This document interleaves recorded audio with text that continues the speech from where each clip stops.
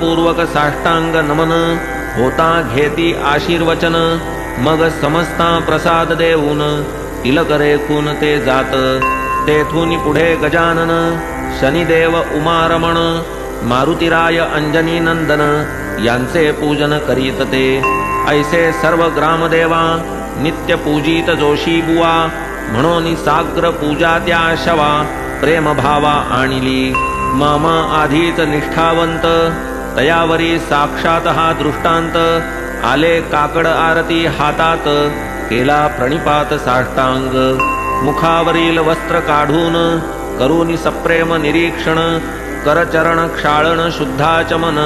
सारिले पूजन यथाविधी मौलवी आदि करून अविंध स्पर्श कराया करीती प्रतिबंध मामांनी न मानिता लाविले गंध पूजा ही सबंध सारिली शवतरी ते समर्थांचे आपुल्या आराध्य दैवताचे हिंदूचे की अविंधाचे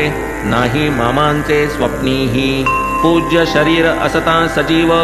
तया पूजेचा केवढा उत्सव तेची आता होता शव पूजा वैभवना औपचारिक तशात पाहुनी बाबांचे चिन्ह आधीच मामा दुःखाने खिन्न करू आले अखेरचे पूजन पुनर्दर्शन दुर्लभ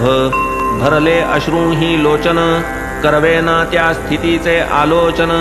हस्तपाद कंपायमान उदासमन मामांचे असो वळलेल्या मुठी उघडून